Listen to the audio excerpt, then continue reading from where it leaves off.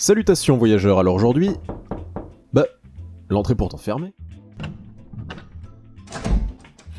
Bonjour. Bonjour, je suis l'incompréhension et l'interrogation de votre public. C'est super intéressant ça, j'allais justement... Votre public se demande pourquoi le grand maître traite d'un dessin animé cartoon destiné exclusivement aux enfants au lieu de parler de vos œuvres d'animation habituelles. Ouais mais... Il se sent, je cite, un mélange d'incompréhension, de nostalgie et d'elle sortant la vidéo sur le film Avatar. Ouais j'allais traiter ces deux points à l'instant là. Bon. Ouais. Bonne journée au maître. C'est ça, au revoir. Et elle sort quand la vidéo du film Avatar? Salutations voyageurs, alors aujourd'hui... toujours là. Un cartoon que j'avais déjà évoqué très subtilement dans d'anciennes vidéos, et voici donc venu le temps. Cette chaîne parlant principalement d'animation, il me fallait un jour ou l'autre revenir sur l'univers ayant tant fait vibrer le jeune maître et beaucoup d'autres. Laissez-moi donc vous raconter cette histoire. Préparez vos Kinder Pingouis et votre chocolat chaud, aujourd'hui on repart en enfance. Le jeune maître est en fin de primaire lorsqu'il rentre de l'établissement cultiste organisé littéralement exécrable afin de se poser devant les dessins animés de l'après-midi. Il sait que les dessins animés commencent en général juste un peu trop tôt, ce qui est extrêmement pratique pour louper la première moitié de l'épisode d'Olive et Tom, qui débuta au moment où cette institutrice faisait jeu de son autorité sur le départ de la classe, car il fallait bien que ces enfants insolents comprennent qu'une professeure a plus d'autorité qu'une sonnerie, sauf si celle-ci s'exprime moins fort. Il est déjà 16h et le jeune maître connaît précisément la programmation journalière de ces divertissements animés, habitant dans un département français si éloigné de son continent que seules 4 chaînes dont une à des horaires précis diffusent ses dessins animés favoris. Subissant l'insupportable mais habituel épisode de Gigi pour ne pas louper le début de Titeuf ou de Tom et Jerry, le petit maître avait son rythme habituel. Mais cette fois-ci, c'était différent. Cette fois-ci, il passerait l'après-midi dans une autre demeure que la sienne. Une demeure possédant ce que les légendes nommaient le satellite. Canal J, Jetix, Cartoon Network, ces mots sonnent si doux à ses oreilles. Des centaines de dessins animés, de Tortue Ninja, Martin Mystère en passant par Col Lyoko, Rats et les chairs de poule, dont le jeune maître était fervent lecteur. Mais qu'est-ce donc que ce nouveau dessin animé?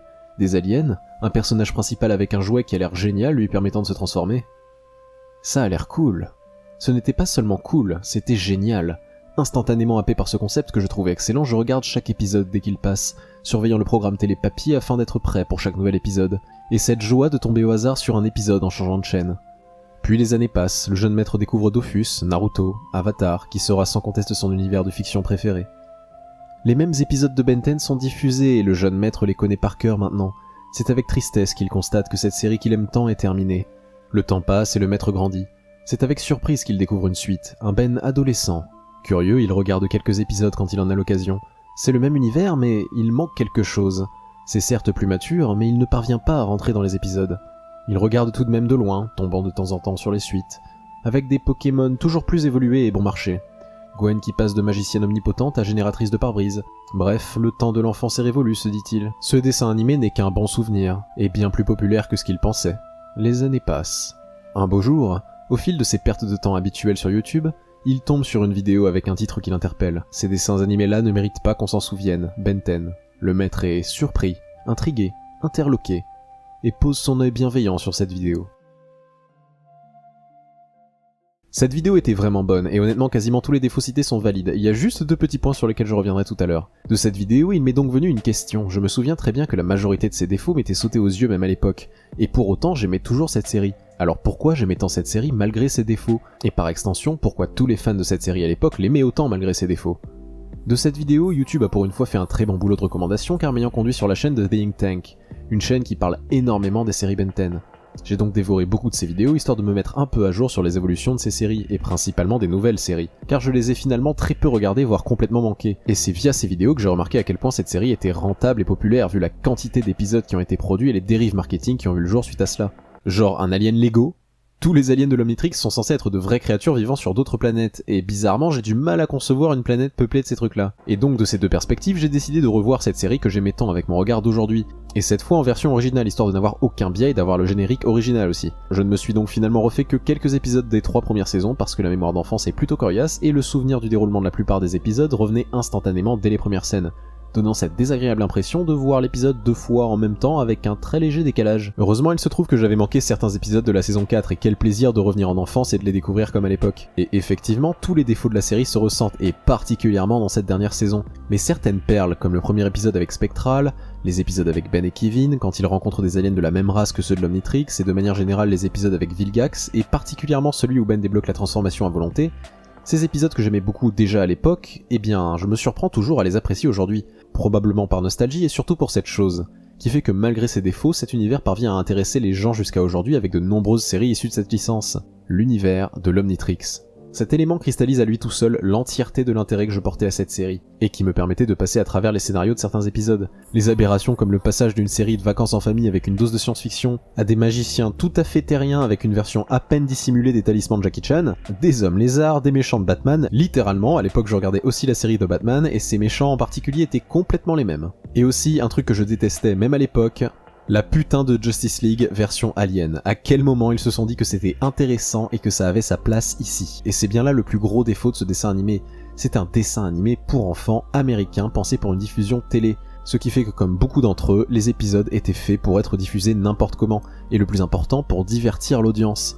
Et ça se sent vraiment dans certains épisodes où les antagonistes sont clairement là pour remplir leur rôle d'antagoniste. Et absolument pas pour faire avancer l'histoire. On sent une tentative de déguisement des épisodes filler, mais ça ne marche pas. Et c'est vrai que cette série peut très souvent se résumer à Ben, Gwen et le grand-père dans de nouvelles aventures. Et on en vient au petit point que je voulais relever concernant la vidéo sur Ben 10 que j'ai évoqué tout à l'heure.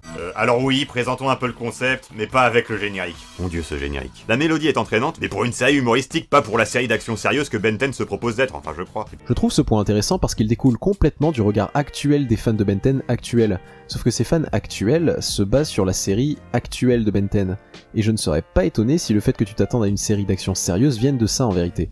Parce que cette série n'en est clairement pas une. C'est une série d'action comédie pour enfants. C'est justement pour ça que les dialogues sont loin d'être d'une profondeur incroyable.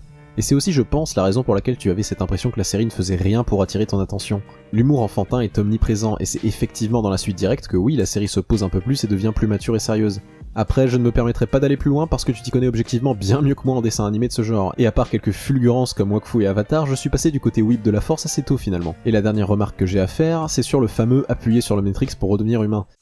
On se dit que la solution est simple. Quand c'est le mauvais alien qui sort, il faudrait que Ben se détransforme immédiatement et choisisse un autre alien, puisque la limite de temps ou d'énergie n'aura pas été atteinte. Au début de la série, on peut penser que c'est impossible de se détransformer volontairement. Mais en fait, pas du tout. Une fois transformé, Ben ne porte plus l'Omnitrix à son poignet. À la place, l'alien dans lequel il s'est changé porte un badge rappelant le cadran de l'Omnitrix quelque part sur le corps. Lorsque Ben rencontre Vilgax pour la première fois, celui-ci l'oblige à se détransformer en appuyant sur ce badge.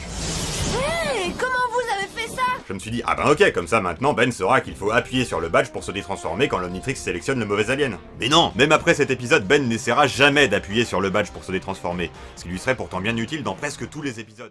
J'ai trouvé ça génial de le voir dans la vidéo car je me suis fait exactement la même réflexion quand j'étais petit, et comme je n'aime pas ne pas avoir de réponse, j'avais revu la scène en question. Et effectivement il appuie sur l'Omnitrix, mais regardez mieux, cette lueur rouge. C'est juste que quelqu'un connaissant l'interface de l'Omnitrix comme Vilgax ou Ben adulte peut interagir avec juste en le touchant. D'ailleurs si je me trompe pas, Ben le fait dans les nouvelles séries. Mais dans tous les cas c'est pas juste un bouton poussoir, et heureusement d'ailleurs. Certes la série a des incohérences, mais pas celle-là. La plus frustrante concernant l'Omnitrix pour moi a toujours été incassable. C'est l'alien qui porte le plus mal son nom de la série. Et le pourquoi est très simple, son nom original c'est Diamond Head. Alors certes ça fait un peu Pokémon, mais est-ce que cet effort de traduction causant la frustration de l'enfant que j'étais était rentable? Non. Ils ont un concept original et super intéressant, l'Omnitrix, et l'emmènent dans diverses situations toutes plus invraisemblables les unes que les autres. C'est l'évolution de Ben et de l'outil le plus puissant de l'univers. Les nouveaux aliens, les nouvelles fonctions, les interactions avec d'autres aliens. C'est d'ailleurs pour ça qu'un de mes épisodes préférés aussi bien maintenant qu'à l'époque est celui où on voit la version adulte de Ben, où il a débloqué ce qu'il semble être le plein potentiel de l'Omnitrix. D'un point de vue personnage, les deux seuls que j'ai toujours trouvé intéressants sont Ben, juste à cause de l'Omnitrix en fait, il aurait été à qui que ce soit d'autre, il aurait fait partie des élus, et le grand-père. Gwen, j'ai toujours eu un problème avec ce personnage, dans le sens où elle est l'équivalent des méchants des épisodes filler, mais dans le camp des gentils. Elle est une trousse à outils sur pattes, et surtout, elle est ridiculement puissante. Surtout lorsqu'elle débloque l'item Grimoire Magique plus 2 ainsi que le collier magique de Riom Narcé qui offre un bonus de plus 20 en chance, et j'exagère à peine. Elle invoque des boucliers magiques, maîtrise les éléments, et pour le reste du monde, c'est tout à fait normal. Encore une fois, divertissement, télé, américain, dessin animé pour enfants. Elle est surpuissante et honnêtement elle pourrait résoudre à elle toute seule les problématiques de pas mal d'épisodes. Mais c'est tout ce qu'elle est. C'est sûrement pour ça qu'elle est devenue un générateur de pare-brise dans la suite d'ailleurs. Là où le personnage du grand-père est intéressant parce qu'on sent qu'il en sait beaucoup plus que ce qu'il veut bien en dire, et qu'accessoirement il a un background chez les Men in Black, ce qui fait qu'il est lié à l'univers de l'Omnitrix, donc le rendant de ce fait intéressant, Gwen est juste là. Elle sert à se disputer avec le héros, mais au fond ils s'aiment bien d'un amour familial ou nordique, c'est vrai que des fois c'est un peu bizarre, mais bon, rien de transcendant.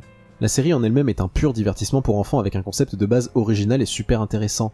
Certains épisodes sortent du lot, mais malgré toute l'affection que j'ai pour elle, elle n'est pas plus que ce qu'elle est. Mais ce qu'elle fait, elle le fait très bien. C'est un putain de bon divertissement. Les aliens sont pensés intelligemment, le suspense est très bien dosé, surtout grâce à la mécanique aléatoire de l'Omnitrix qui force à l'inventivité des personnages et casse l'éventuelle prévisibilité de la méthode de résolution de l'élément perturbateur de l'épisode. Ce que j'aimais bien aussi, c'est que les aliens sont fonctionnels, à part Inferno et Axeler qui sont littéralement juste des pouvoirs.